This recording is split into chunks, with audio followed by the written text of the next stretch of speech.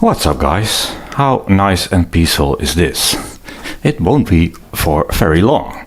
What you're about to watch is a video of me driving the mishap in the kitchen or in the washing room where the Camaro got washed at 90 degrees centigrade. It came out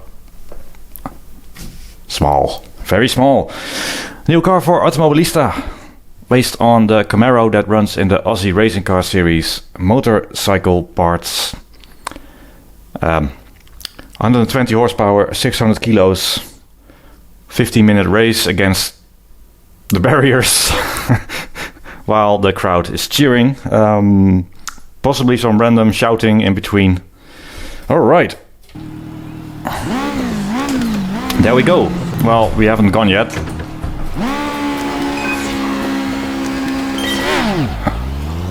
Walk down.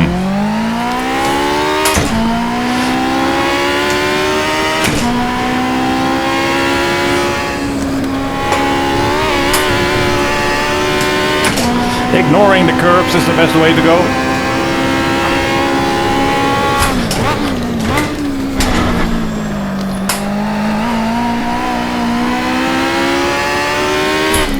What an unusual thing, although the concept is quite old.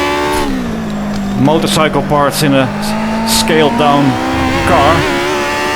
A bit like the Legends cars you see in some Sims and on TV since, I don't know, late 90s or something. And it makes sense, you do something quite different. And before I get into anything else, don't shift at 11.5.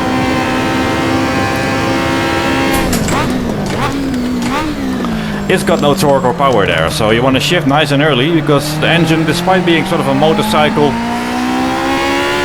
part where I would expect it to be quite high revving and also peaky, it doesn't need a lot of revs. So shift at 8.5, 9 maximum, and don't brake this late.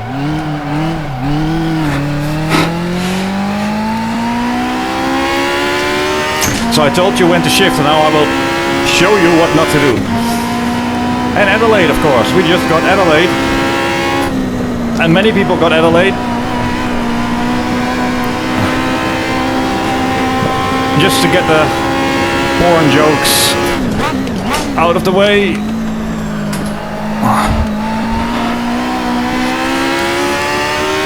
Iconic track.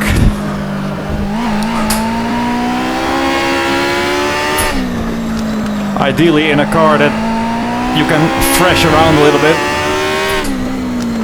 You can thrash this around a lot. I've applied the extra YouTube oversteery sensational car setup to this. So the tiny little thing that's on the back that goes by the name of a wing isn't really a wing. But it reduces lift a little bit, but we don't want that, so there is a bit more lift at the back at high speed, making it quite twitchy in the high speed stuff, requiring just a thought and not really a steering input at all, which matches the onboards quite well. Some of these cars seem to be set up that the merest, he does it again, the merest indication of steering along at really high speeds sends the car into a twitchy, scary mess.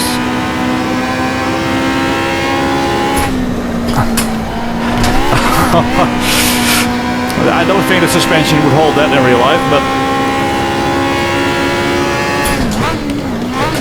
what I wanted to illustrate there was the Ninja setup that I'm running has the brake bias set up to the back quite a bit.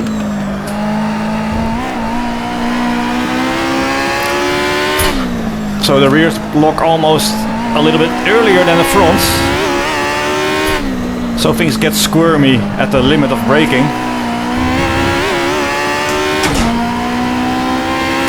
It's my special way of avoiding front tire lockup by causing rear tire lockup. I don't see any flaw in that at all. That's what I meant with the high-speed twitchiness.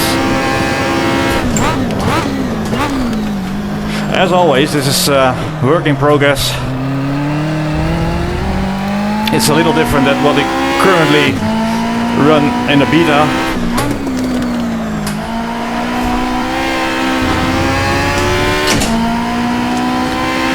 That's actually a thing I wanted to talk to you about. I'm not sure if I have the mental capacity. He does it again.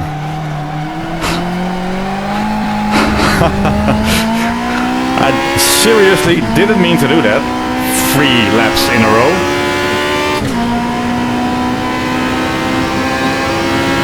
Brake, turn on the brakes. Wimp. Chicken out. Fail. There's always next lap. Squirmy, enter. Very close to the barrier.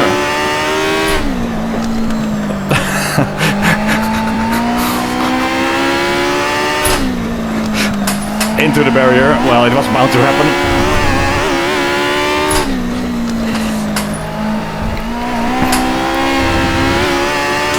So with the brake bias and the general oversteeriness, the idea is to set up the 4-wheel drift into the corner on the brakes and then ride it out. Yeah, it's so twitchy. You see guys spinning out there just...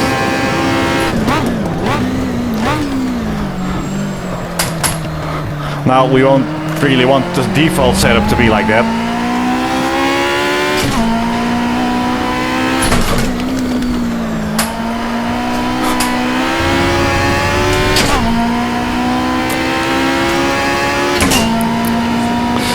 Alright, I wanted to talk about serious stuff.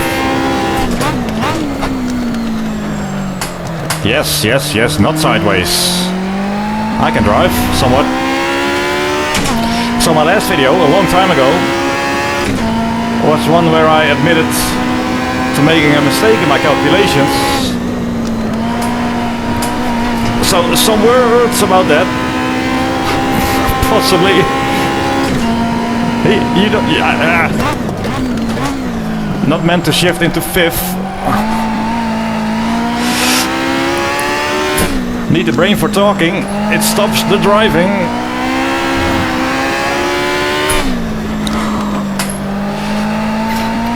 Anyway, I spent a long time working on the spreadsheet and also looking at how things are done in reality. And it was quite interesting. I learned a lot about aerodynamics and the way they are tested in wind tunnels and by people. So it's been quite an eye-opener. And I've applied all sorts of new goodies to the spreadsheet. But physics development for Risa Studios is what we should mention now. Because it is very much a team thing.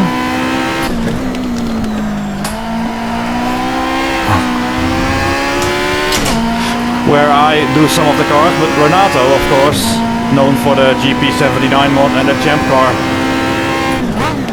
mod for R-Factor, he knows his way around the physics as well. So we split sort of the work between us. I do some cars, he does some cars. But it's also the AI is what Renato does, plus some tweaking. So if I would deliver this car, which is a bit on the oversteery side, Renato would tame the setup, tweak the tire grip or aero or things a little. So that it's more suitable for general consumption. That's important to realize though, because when I last talked about having made a mistake with my calculations, well, first of all, a lot of the time in real life they did it the sort of the same way as I did with my spreadsheet. Oh, back end squirmy. So that was an interesting thing to learn. But it also meant that the boxer that I handed over to the rest of Risa had a bit of high-speed oversteer twitchiness, which I compensated for with a mechanically understeery setup. And then Renato drives the car, and he also makes adjustments to the aero and the tires and the setup. So a lot of the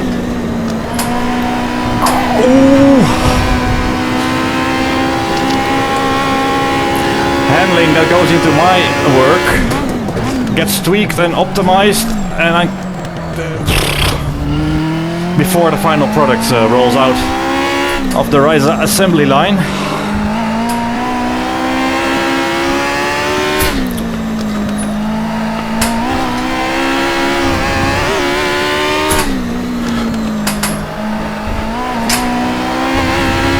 So a lot of the cars, all of the AI and tweaking and setup and stuff, a lot of it is from other guys at Risa, mainly Renato and me.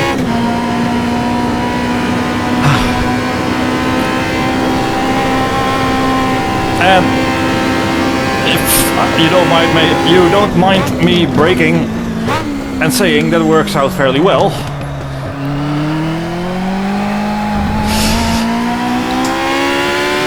It certainly has in this case.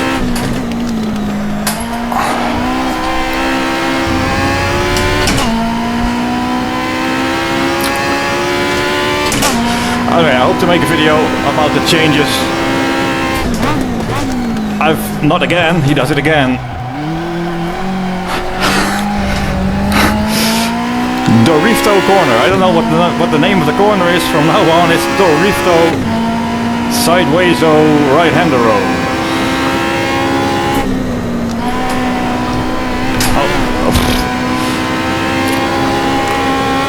I want to do that better. It will happen someday. That's too much. Yeah, I think that problem in making the setup oversteery is forgetting that YouTube automatically adds an oversteery setup to every car, and it looks a bit messy. At least it's chuckable and controllable. I won't show you the way to do the quickest lap time, but always showing you the way to have the most fun. Anyway, a video about the things learned and the improvements made to the tools, hopefully soon. And the impact that might have on Risa is that hopefully the cars that I do will be closer to the ballpark right away. So overall the quality may improve a little, and it will be less work because the output is more what we expect from our input. That's always what happens when you improve the tools. If the output is better, you don't have to spend so much time on the input. You just put the logical stuff in and the output becomes better. So I think it will streamline and improve the cars, but understand that it's a two-man project, and it won't be like a super... Oh, that's bad. I've crashed. And made it worse by all sorts of... And the crowd cheers. I guess, well, we are in Australia, they like a bit of a riot.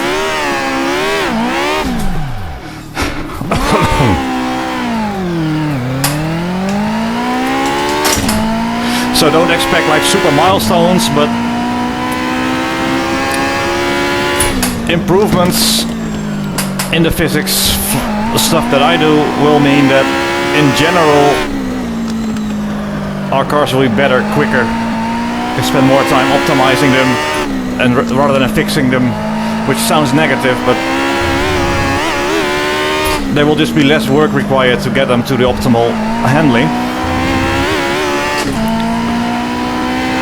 And that will be like a small good thing for the future. Talking about small good things, I'm sitting in one, and it's the Camaro Aussie racing car. that I haven't driven properly yet, so I'll try to do that now for the next couple of laps.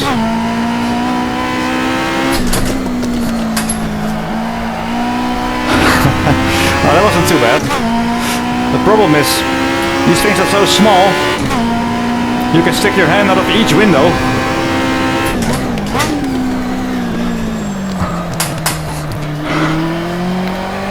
So, the logical conclusion is that skill flies out of the window twice as fast. Anyway, here we go. Brake. No, not.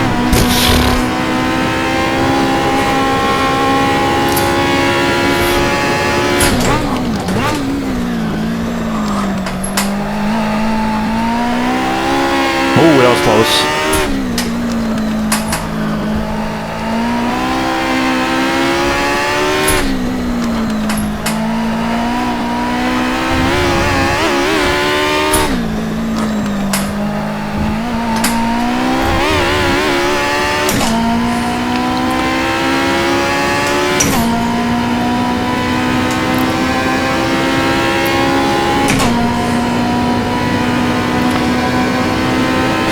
Just thinking about turning the wheel.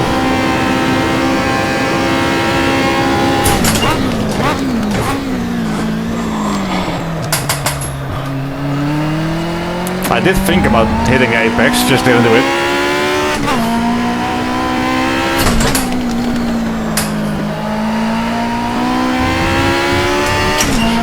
One more lap to redeem myself.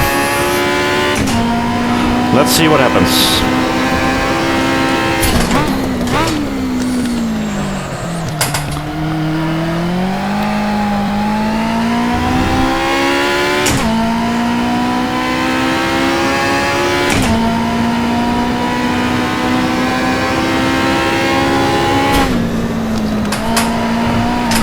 That's more like it, that's more like it.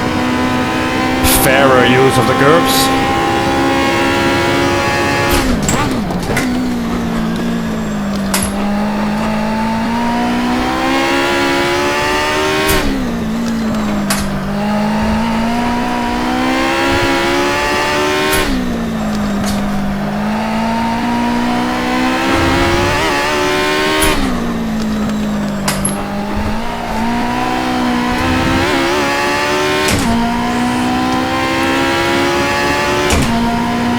Overall a bit less crap than the other laps, so yay for that.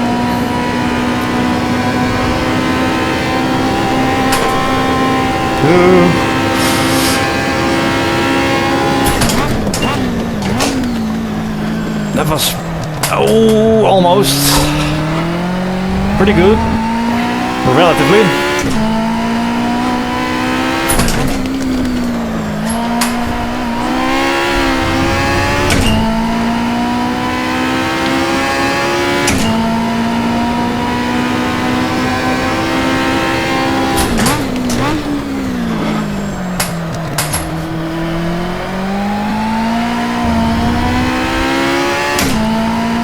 That was a decent lap. Slower than the previous one, but that was effectively cutting here.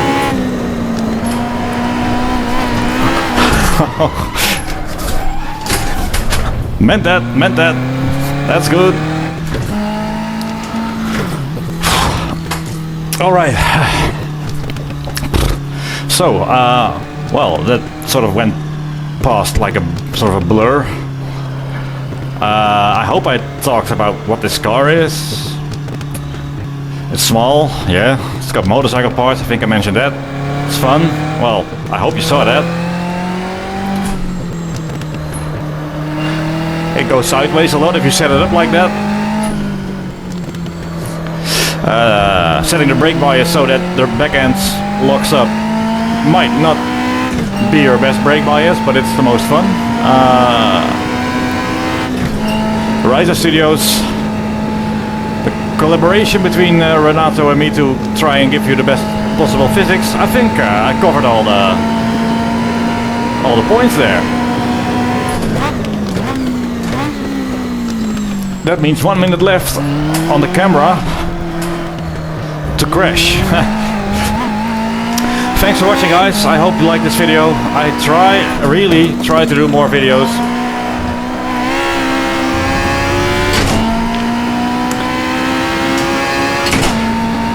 Always fun to do. Let's drift it. See, now I'm trying to drift it. It's harder than unintentional drifting. Okay, set this up properly. Brake, brake, brake, turn, throttle. Saving it again. Identical. Getting really good at spinning there.